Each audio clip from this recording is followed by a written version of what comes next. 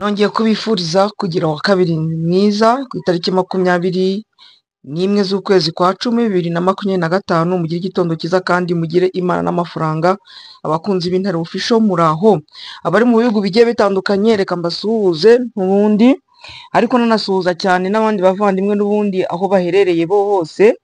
Hari umusaza n'ubundi cyaka kugira ngo nsuhuze, ni umusaza wacu rwose, n'umusaza udukurikirana cyane, umusaza uri i Rwamagana, umusaza utwandikira cyane kandi udukunda. Imana imuhe umugisha kandi abashe kugira Imana n'amafaranga. Witwa Merci Machachari uraho, Baraka uraho, abandi bose harimo umusi witwa Musindi Byiringiro ndagusuhuje, muraho murakomeye. Amani Eli uraho urakomeye, Ingabire Josiane muraho, Jean Marie n'abandi bose aho baherereye mwese ndabasuhuje cyane, mbifuriza gukomeza kugira impagarike n'ubugingo kandi mukomeze kugira Imana n'amafaranga.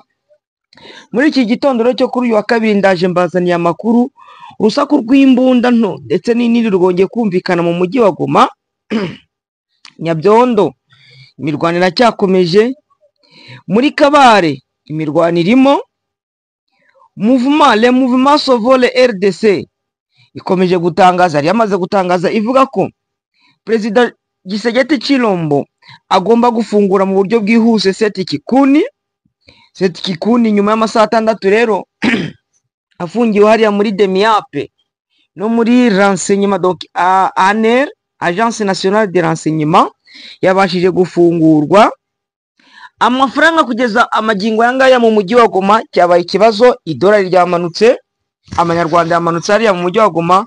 Ubona yuko ifaranga n'ubundi ry'u Rwanda rigiye kuza ku minsi mike rishobora kuzaba riri ku gaciro kamwe n'irya Kongo hano mu mujyi wa Goma. Ubona ko ifaranga ryabuze, amafaranga yabuze, ariko wenda ukabona ko bishobora kuza gutanga igisubizo, kuko na guverineri w'intara Kivu y'Amajyaruguru yabwiye kompanyi yitwa Ngendawagira ko babahaye amezi 2 yonyine bakaba bamaze gusubiza amafaranga y'abandi abaturage bagiye babitsa muri iriya banke. Uvira byakomeye n'ubundi igisirikari cya FARDC gikomeje gukuramo akacyo karenge, bakuramo imbunda, bakuramo n'ibindi bikoresho babihungisha. Turaje ngo turebere hamwe ibyo bikoresho mbese biri kujya he, ibyo bikoresho biri kugiye kuba bari babizanye kugira ngo bibashe gukora akazi kurwanya M23. Ubu ngubu bikaba bikomeje guhungishwa, byaba byarangije akazi. Reka tumaze twarebera hano ibyo ingabo z'Uburundi n'ubundi zasize zikoze. Hano ingabo z'Uburundi byo zasize zikoze n'ubundi muri biriya bice zarimo muri za Mwenga, aho zavuyeyo zibye amasafuriya, zibye amapano, zibye ihene, zibye inkoko, zibye imbeba, zikaba ziri kuva mu bice zarimo ziri kwigira mu bindi bice. Ubona ko ari ikibazo gikomeye n'ubundi ku ngabo z'Uburundi, ubona ko zikomeje gutsindwa urugamba. Muri Turunga amasasu yavuze ninjoro, Katingode amasasu yavuze, Mugunga naho urusaku rw'imbunda rwumvikanaga hariya muri Mugunga, urusaku rw'imbunda rwose rwumvikana. Ni ukuvuga ngo muri kino gitondo ku itariki 21, ni ukuvuga ngo hano mu mujyi wa Goma murabizi ko ejo hatambutse ku cyumweru ninjoro hari amasasu yaraye avugira hariya muri quartier Muja, donc ni muri za Muja za Mutaho no mu bundi buce bwe muri park ya Nyiragongo. Ubona ko na guverinoma Kinshasa yakomeje kwigamba ivuga yuko yamaze gufata umujyi wa Goma, ariko ibyo ngibyo yari amakuru yo kubeshya n'ubundi twagiye tubibabwira. Ayo yari amakuru yo kubeshya, wabonaga kuko ari ikinyoma no kwisingiza no kugira ngo bigaragaze mu mujyi wa Goma mu nkengero zaho. Guverinoma Kinshasa n'abafatanyabikorwa bayo bagenda bagaragaza yuko ngo bafashe ngo umujyi wa Goma, ngo bamaze kwinjira mu mujyi wa Goma, ariko akaba ari ikinyoma cyari cyambaye ubusa. Gusa wenda navuga ko Wazalendo bo barapfuye abandi barafatwa, abari baje kwataka yari Wazalendo na FDLR, bamwe barapfuye abandi barafatwa. Malgré ça, les victimes ne manquent pas. Haje kubonekamo umumama umwe wapfuye afashwe n'icyo twakwita ngo na mabare perdi, abandi bantu babiri barakomereka. Ibyo ntabwo byaje gucira aho ngaho, n'ubundi muri iri joro ku itariki 20 mu ijoro ryo ku itariki 20 zishika muri iri joro, urundi rusaku rw'imbunda rwumvikanye muri quartier Mugunga ya Katindo de amasasu yumvikanye no muri ruguru muri territoire ya Nyiragongo. Wenda icyo nababwira cyo, abari baje kwataka bavuye muri parike ya Virunga baje kwiba, bari baje kwiba. Burya ntabwo navuga ngo bari baje kwataka mama 23 kuko ntabwo bigeze bagira icyo bageraho. Baturutse hariya muri za Muja, donc ubona ko baturutse muri za Mutaho na za Nyakagina. Abandi rero abo bari baje n'ubundi hano muri za Mugunga, donc ni mu nkengero za Nyiragongo na Mugunga, ariko uturutse aho bita Rusayo. Nukuvuga ngo baje gutunguka ari za Rusayo uko baje kudeboroda. Niba ejo bundi bari banyuze za Nyakagina za Mutaho, none bagiye kuzunguruka hirya za Rusayo, basa no bari guturuka ahantu bita za Kamatembe. Byumvikane ko muri ya myobo bari barimo hariya muri parike ya Virunga n'ubundi bongeye kongera kuyigarukamo, kuko hariya za Tongo n'ubundi intare za Sarambwe zarabamenesheje zinabakurikira muri parike ya Virunga. Ariko parike ya Virunga ni parike nini, umuntu ashobora kumaramo n'imyaka 10 yihishe mutari wamubona. Nukuvuga ngo rero niho bari kuza, kuko muri nta kintu bafite cyo kurya, bari kuza gushakisha icyo kurya n'ubundi bagikuye mu baturage b'abakongomani. Aribyo bya bindi byabo ubona ko Wazalendo n'ubundi bakoresha gushakisha ibyo kurya babikuye mu baturage. Gusa wenda icyo nababwira cyo nuko umutekano wamaze kugaruka muri buriya buce bari babashije kugeramo. Ubu ngubu ndamya nashidikanya ko nta kibazo na kimwe gihari, nta kibazo na kimwe gihari. Intare za Sarambwe zabashije kubasubizayo, abaturage baricaye baratuje, nta n'uwamenya ko ibyo ngibyo nijoro habaye urusaku rw'imbunda n'ubundi rwumvikanye muri buriya buce muri Mugunga no muri Katindo ya kabiri. Noneho dusimbukire hano ku ingabo za Repubulika Iharanira Demokarasi ya Kongo. Ingabo za Repubulika Iharanira Demokarasi ya Kongo zimaze igihe muri territoire ya Uvira mu ntara ya Kivu y'Amajyepfo, ziri guhungisha intwaro zabo mu bigo bya gisirikari biherereye mu Burundi. Ibigo bya gisirikari biherereye mu Burundi harimo nk'ikigo cya Mudubugu nimwo intwaro ziremereye bari kuzihungisha bazijyana. Ubona yuko bakomeje guhungisha n'ubundi ibikoresho byabo, twagiye tubivugaho igihe kirekire. Ubona yuko kugeza amagingo ya ngaya ibikoresho biri hariya muri Uvira bikomeje guhungishwa. Ni ibintu bo biteguye yuko isa ku isa n'ubundi umujyi wa Uvira intare za Sarambwe zishobora kubifata. Ibikoresho bya gisirikari igisirikari cya FARDC muri Uvira, igisirikari cyatangiye kubihungisha i Bujumbura mu Burundi, ibindi biri kujyanwa muri biriya bigo nk'uko twabivuze. Nyuma yaho kigize ubwoba bw'uko ihuriro rya Alliance Fleuve Congo 23 twirwaneho MRDP gishobora kwigarura umujyi wa Uvira ufatwa. Ni umujyi ufatwa nk'uwa kabiri mu ntara ya Kivu y'Amajyepfo, ni uwa kabiri n'ubundi, ariko ukabona ko ubu ariwo ville capitale ya nani ya province ya Sud Kivu. Nk'uko aya makuru abigaragaza, ziriya munda ziri kujyanwa mu kigo cya Mubugu sinyigijwe ku mpaka bakavimvira Gatumba. Bigasobanurwa ko FARDC ubwoba yagize bwo guhungisha ziriya ntwaro ibuterwa no kuba imaze kumenya ubuhanganye bw'ingabo za Alliance Fleuve Congo 23 nyuma yaho zafashe umujyi wa Goma n'umujyi wa Bukavu. Ni imijyi ifatwa nk'ikomeye murasirazuba bwa Repubulika ya Demokarasi ya Kongo. Amakuru akavuga ko izi ntwaro za FARDC iri kubikora mu rwego rwo kugira ngo itazatakaza ibikoresho by'ingenzi nk'uko byashyizwe hanze n'umwe basirikari b'u Burundi babonye aho biriya bikoresho byambutswa iwabo. Urabizi ko muri Goma hafashwe ibikoresho byinshi, ntabwo bashaka kugira ngo n'ubundi n'ibindi bikoresho byongere bifatirwe hariya muri Uvira nk'ibyafatiwe mu mujyi wa Goma. Nubwo ihuriro ry'ingabo za Kongo rigizwe n'ingabo nyinshi nk'abacanshuro abanyaburayi n'abacanshuro b'abanyamerika n'abanyaburayi Wazalendo, FDLR, ingabo z'u Burundi, imbonerakure n'iza FARDC, ariko zananiwe gusubiza umutwe wa Alliance Fleuve Congo M23 inyuma. MLDP twirwaneho ni mu gihe uyu mutwe uheruka kugaragaza ko uzakomeza kujya imbere mu gihe ibiganiro bya Doha muri Qatar bitazagenda neza cyangwa ngo bitange umusaruro mwiza. Binazwi kandi ko nyuma y'amasaha make habaye isinywa ry'amasezerano y'agahenge hagati ya Repubulika Iharanira Demokarasi ya Kongo na Alliance Fleuve Congo. Ingabo z'iki gihugu zahise zitangira kugaba ibitero by'indege muri Kivu y'Amajyaruguru. Murabizi ibiraro byagiye bisenywa n'ibindi bikorwa byagiye bikorwa bitari byiza, ibyo byose murabizi.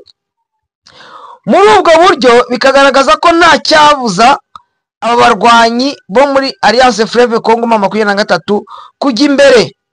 Urabona ko bakomeje kujya imbere, bakomeje kwadivansinga rwose. Umugaba mukuru w'ingabo za Alliance Fleuve Congo Major General Major Emmanuel Sultan Makenga yavuze ko bazajya Kisangani na Kinshasa ngo mu gihe Perezida Felix Antoine Tshisekedi akomeza kubangamira uburenganzira bw'abanyekongo. Mu gihe cyose Perezida Antoine Felix Tshisekedi akomeza kubangamira uburenganzira bw'abanyekongo, intare za Sarambwe M23 izakomeza kwadivansinga. Ugufata umujyi wa Uvira kwa Alliance Fleuve Congo M23 bizayorohera kuko ingabo ziri kuvanamo ibikoresho bikaze byo zifashisha kwimira inyeshyamba. Donc urabona ko umujyi wa Uvira buriya njyewe ikintu cyo nababwira ni uko uriya mujyi wa Uvira njye navuga ko ari umujyi wamaze gutangwa, kuko na Perezida Antoine Felix Tshisekedi Kirombo nawe arabyibonera akabona ko uriya mujyi n'ubundi usa n'uwamaze kugera mu maboko y'intare za Sarambwe. Kuko ukurikije uburyo intare za Sarambwe zizungurutse uriya mujyi, ubona ko ari ibintu navuga bitwengeje, biratwengeje rwose. Ubona yuko ahubwo bawuzungurutse kurusha uko bari bazungurutse umujyi wa Goma. Umujyi wa Goma kuko umujyi wa Goma buriya ntabwo ufite imisozi iwukikije nk'imisozi ikikije hariya Uvira. Noneho baza kureba bakareba ko ubu ngubu intare za Sarambwe hariya mu mujyi wa Goma zafate imodoka za gisirikari zirenga 100. Ariya amakonvoyi yaba imodoka zino z'amakamyoneti n'ari amakamyoneti izo bita za Kamazi bahafatira ibifaro. Noneho bakavuga ati ibukavu no bahafatiye ibindi, Kavumu bahafatira ibindi, bakavuga bati no Bukavu Uvira nayo bashobora kuzabifata, reka tuba tubihungishirije muri Bujumbura cyangwa ariya za Mudubu. Ukabona yuko noneho mu gihe cyose biriya bikoresho bashobora kuzabikoresha n'ubundi bari kubirasisha bari mu Burundi, Uburundi buzaba bubagizeho ingaruka. Icyo nababwira buzabigiraho ingaruka kuko intare za Sarambwe nazo aho bazazirasa nazo zizagira ute, nazo zizabasubiza. Ukabona yuko ari ibintu navuga ko bizaba bigoranye kuri leta y'u Burundi mu gihe cyose ikomeje kubika biriya bikoresho bya gisirikari by'abakongomani atari iby'abarundi. Kwari iby'abarundi, bamwe basirikare b'abarundi wabonye ko nicyo bagendaga babivugaho, bavuga yuko n'ubundi ibintu bishobora gukomera, ariko iziriya mbunduki bakaba bari kuzihungisha kugira ngo intare za Sarambwe zitazazifata nk'uko zafatiye imbunduki hehe hariya muri Uvira muri za Bukavu, uko bazifashe muri Goma, uko bazifashe za Kibumba, uko bazifashe za Rumangabo, uko zifashe hariya za Cengerero n'ahandi bagiye bafatira imbunda n'ubundi. Bakavuga bati reka noneho twebwe tube tuzihungishije hakiri kare bitaza kukutugiraho ingaruka n'ubundi, kuko intare za Sarambwe ziradivasinga, ntabwo zijya zigira ute, ntabwo zijya zicara. kumva ko ari ikibazo n'ubundi ku Burundi bukomeje gucumbikira abo navuga ko batavuga rumwe n'intare za Sarambwe. Ibintu rero bikaba bikomeje gukomera n'ubundi niko nge nabivuga, ubona yuko Alliance Fleuve Congo M23 ibyabo rwose ari ibintu navuga ko ari ibintu biteguye biri ku murongo. Reka noneho turebere hamwe ahangaha ni muri territoire ya Kabare muri kino gitondo M23 imaze gukubita icyo bita aso ku Montaso. Ni muri village ya Muhonga, muri village ya Muhonga. Ni position iri strategique yabaga mu Wazalendo MDRC bari hariya hafi ya za Katana. Nukuvuga ngo M23 ikubisa ku kadifense kari ahantu bita Muhonga, kakaba kavuyemo. Nukuvuga ngo icyo nababwiye wenda abantu barindiye ngo Tombe, Muhonga Tombe yamaze kuba Tombe, yari hafi ya hariya za Katana. Ku makuru duhura hariya nuko imirwano yamaze kuva yatangiye mu gitondo, imara amasaha 3 intare za Sarambwe zimaze kubakuramo, gukuramo nani troupe de Wazalendo yariri hariya Muhonga. Intare za Sarambwe zamaze kwikuramo, ni hariya muri territoire ya Kabare. Ni ukuvuga ngo igisigaye hariya Muhonga kana agace kamaze kuba Tombe, intare za Sarambwe zase zashira na defense Nyabyondo. Muri kino gitondo rero hafi ya za Nyabyondo uri kwerekera za Kayanja, kuva ahantu bita ku Rupangu, intare za Sarambwe naho zibashije kunetraliza ndetse zinafata amatekwa ebyiri zabo muri NDC, nabo ari muri NDC Nove, nabo muri APSLS bo kwa General Autoproclamé Kawiti bo muri APSLS. Kinyana intare za Sarambwe n'ubundi zikomeje kwa advancinga zegera imbere, ubona ko zamaze gusatira undi musozi uri strategique uri munsi ya Muzimu. Hari hashobora kuba ari muri localité Rukweti. Hirya uri kwerekera mu Kwihembe muri kira gice werekeraho bita za Tsibu, harimo n'undi musozi ndiko bambwiye wenda nawe nyibibuka n'amazina yawo. Intare za Sarambwe no zaje kwa advancinga ndetse naho zikuyemo ama defense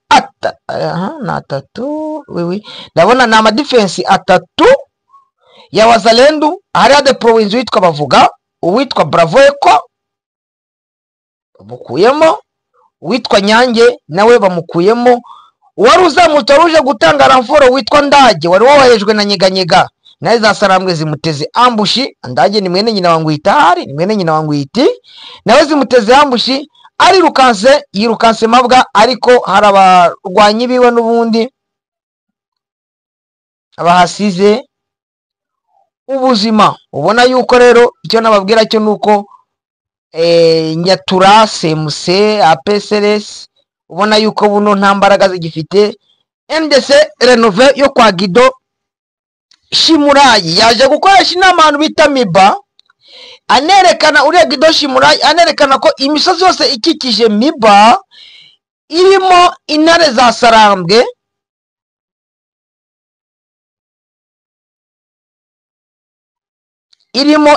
Sarambwe, ubona yuko rwose ko ari ikintu navuga n'ubundi kinakomeje kubatera ubwoba mu buryo navuga bwuzuye, kuko yavugaga ko abaturage bahariya abashefu kutimi yari yazanye nabo aribo bari kubagaburira icyo kurya, icyo kunywa, akayinite n'utundi tuntu tugiye dutandukanye.